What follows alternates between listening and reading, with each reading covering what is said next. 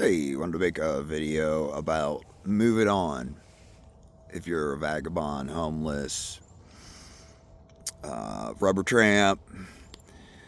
There's, uh, I call myself a vagabond. I call myself home free. And it was a big deal back in the 90s with the dirty kids subculture. Um, you never wanted to be homeless. Homeless people stay in one spot and they just do their routine, and that's what they do. It's how they're living. Dirty kids, vagabonds, hobos, tramps, move around. And we took pride in that. We weren't just homeless people just being bums. We were adventurers, going to new cities, trying out new things, going to new places, checking out new ecosystems, getting to know our country. And there's some good and bad that goes with that. The good is well, you get to learn all these new things and meet new people, go new places, go where the weather's good. If something or someone was being a problem, you never had to deal with it. You just go on to the next town. They aren't there. Good to go. There's new adventure awaits. Oh, the police are cracking down on homeless people in Ashland. Well, it's time to go to Eugene. And you stick your thumb out, you go to Eugene, and now the police aren't bothering you, and you go back to having adventures and trying to have fun. And you can still do that. I still move around, although not as much as I did my younger days. I'm a little less adventurous, although not completely so. But comes with added complications, sometimes added difficulties. I haven't built up much. I have done a lot of good things for a lot of people.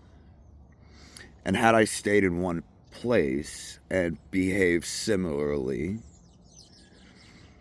I would be in a community that, while not everyone would like me, pretty much everybody would respect me. Everybody in town would know that if I was near the park, all the kids in the park are safer with me nearby.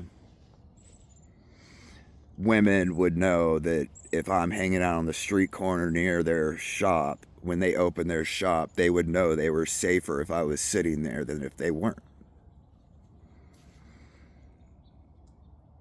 People would know that I'd be there for them, that I would protect their grandmother or their grandfather.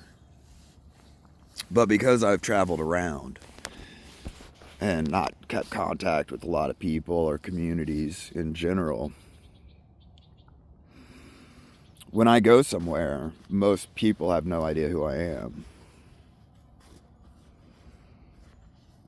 They assume the worst.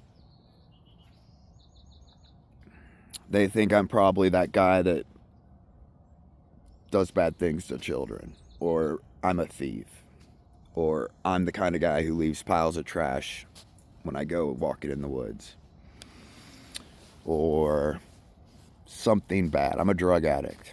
I'm mentally ill. All of those things get put on me, even though they have nothing to do with who I am. And that has to do with the fact that I've moved around so much. There's one community where there's still a lot of people who know the kind of person I am, the kind of morals I have, and the way I treat people. And I have a lot of respect there.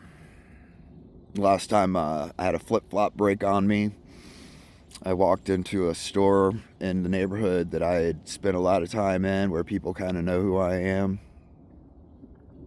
I walked in a really expensive store and asked them if they had any cheap flip-flops. Of course, they don't have anything cheap in this store. They had $120 flip-flops. And they just gave me a pair. I didn't ask for anything free. Certainly didn't demand anything free. I don't think these people owe me anything, but they felt like they did, because when one of their female employees was opening up the store, a guy came up and put his body against hers and started whispering in her ear. And it was me who chased him down the street and made sure he wasn't welcome back in our community. But not very many people know that. Few people in that community know. But when I go to Pasadena, nobody knows that. And so that's the problem. One of the problems with traveling around is that no matter how good you act, no matter how far you go out on a limb to protect other people's children, nobody around you knows. And they assume the worst. It also makes it hard to build up any kind of consistent hustle.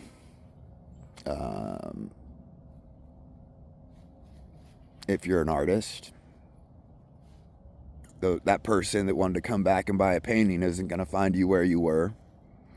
And no one's coming back to buy a painting where you are. So those kind of things, it makes things more difficult. The police in the new community you're in don't know you. The community members don't know you. They're all concerned that you might be a bad guy. You don't know how that community works, what the rules, unspoken or otherwise, are. I almost got thrown in jail like a year ago bicycling in Orange County. I was biking through Orange County and stopped to smoke a cigarette on an empty sidewalk a mile at least from any human beings. And the cops pulled over, put me in handcuffs, searched all my stuff, treated me like I was a serial killer, and they were, had found me. And coming to find out, they wanted to throw me in jail for smoking a cigarette in public on a sidewalk, not near any human beings, on the side of a busy road. But that's the law there, but So, being able to travel, being able to go, you know what, this town ain't working, or they're cracking down here on homeless people. It's nice to be able to move and go somewhere else. Just understand that comes with its own set of issues. And sometimes it works out great and sometimes it doesn't. Sometimes you just want to you want to see other parts of the country or other kinds of people, other communities. So I'm certainly not going to tell anyone not to get up and go. Just understand what you're doing is you're breaking your patterns, your bonds. You're going to a new place. You don't know if the stores in your new town are going to let you take your backpack in. There's towns where they expect you to, there's a bunch of drug addicts hanging out in town and the store doesn't want it to get robbed blind, and they expect you to leave your backpack with everything you own in it outside with all the drug addicts that steal everything all the time. And so do you want to eat? Or do you want to get back on the bus and try another town? But it can be a hassle. And then nobody knows you. All your social credit's gone.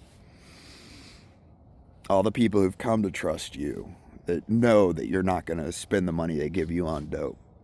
Now you got a whole new set of people, and they think it's the dope. Obviously, that's the only reason any human would ever want money, especially if they're homeless. It's only for dope.